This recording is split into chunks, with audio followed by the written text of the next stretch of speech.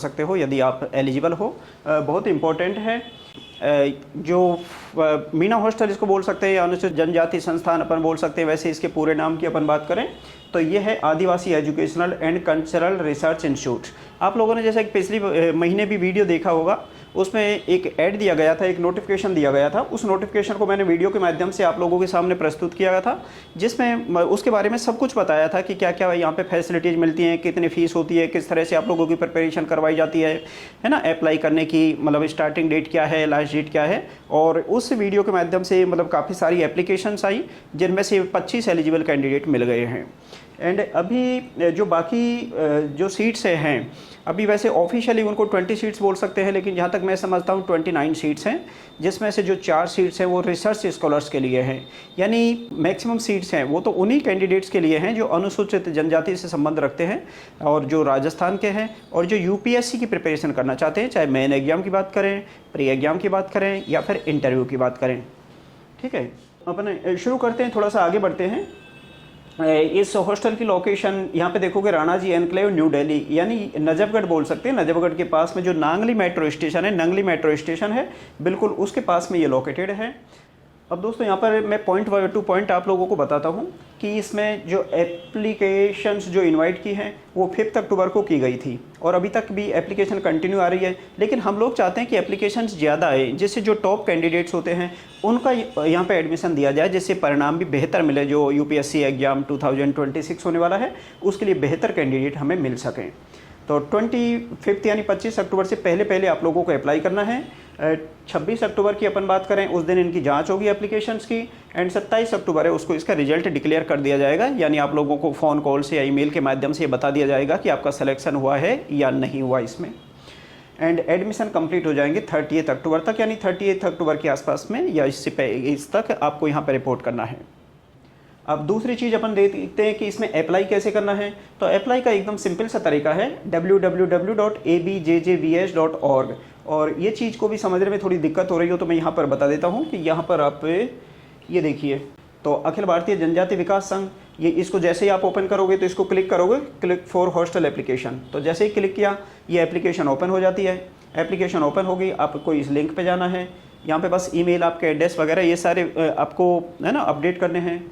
और किसी भी हेल्प की आपको ज़रूरत पड़े तो ये PR साहब के नंबर दिए हुए 9971511669, एंड दूसरे साहब हैं उनके नंबर दिए हैं 7011304617।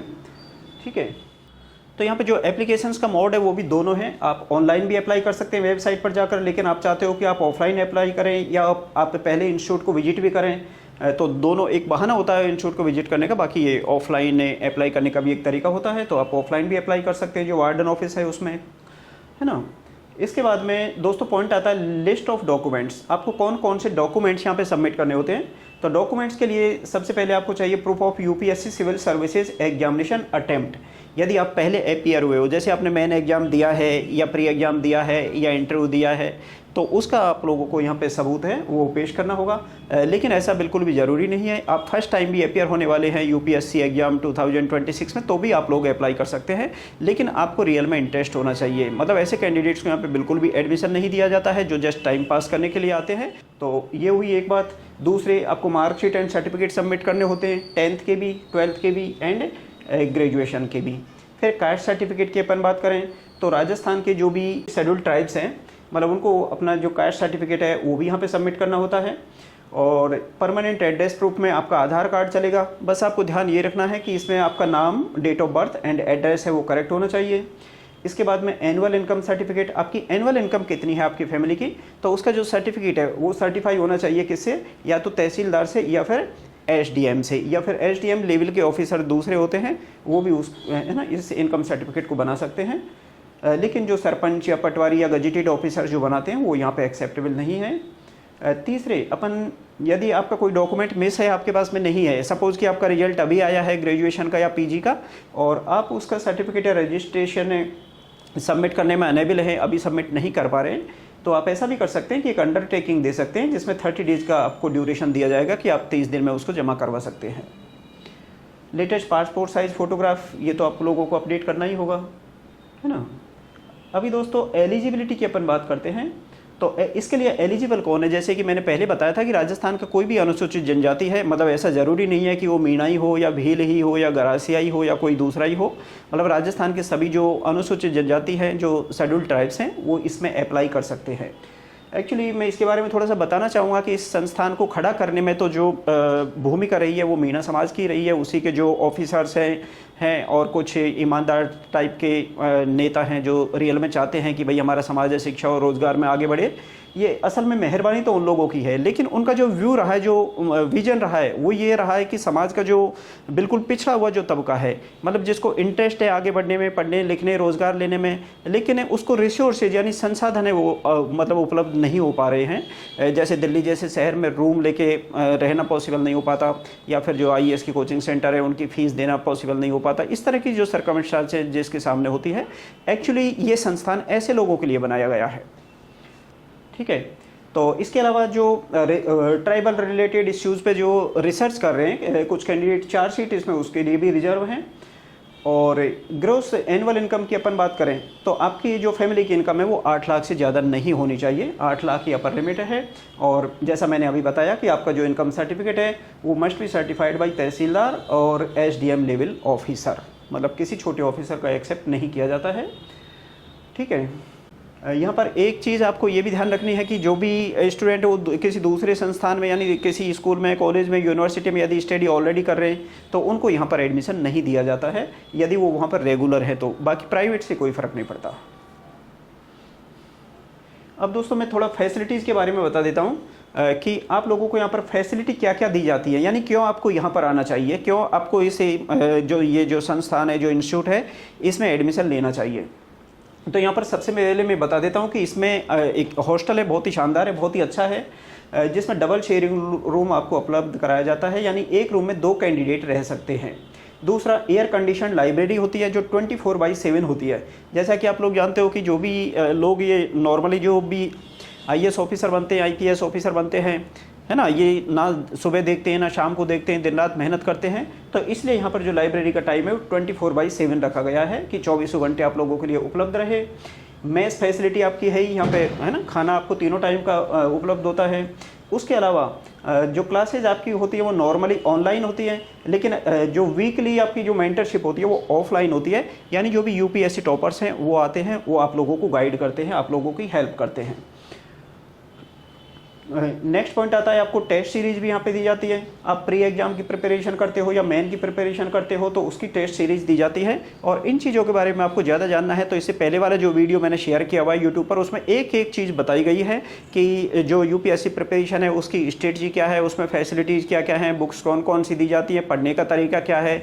मतलब बहुत ही अच्छा वीडियो है, एकदम परफेक्ट वीडियो है, मगर अफसोस कि लोग ऐसे ही वीडियो कम देखते हैं तो उस पर व्यूज़ बहुत कम हैं। तो आप लोग अभी भी चाहो तो उसको अच्छी पब्लिसिटी दे सकते हैं और जो भी ज़रूरतमंद समाज के स्टूडेंट हैं उनको लिंक फॉरवर्ड कर सकते हैं ताकि उन्हें उसका एडवांटेज मिल सके। ठीक है, इसके बाद में मॉक इंटरव्यूज़ हैं, आपकी जो इंटरव्यूज़ है उसकी भी प्रिपरेशन करवाई जाती है, वो UPSC टॉपर्स द्वारा।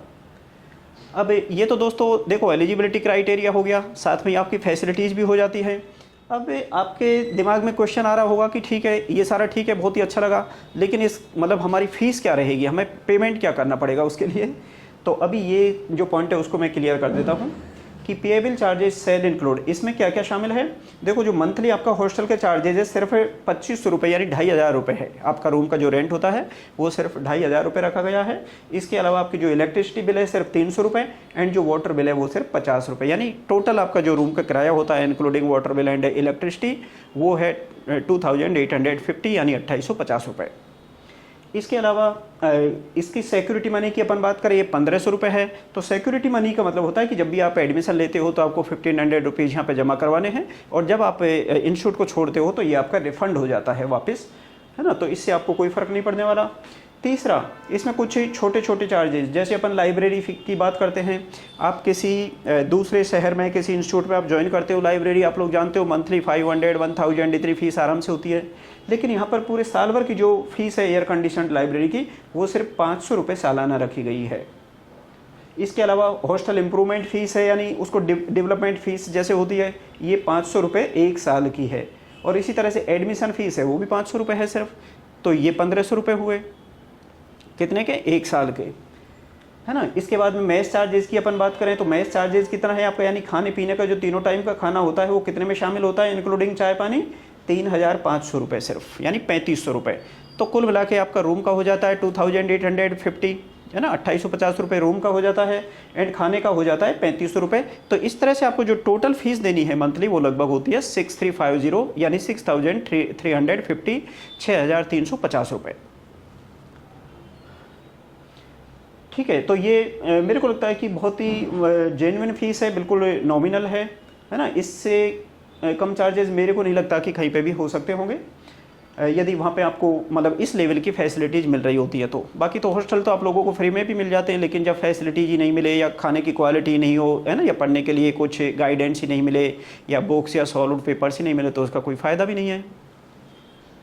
ठीक है, अब दोस्तों यहाँ पर देखते हैं अपन ड्यूरेशन ऑफ स्टे एट।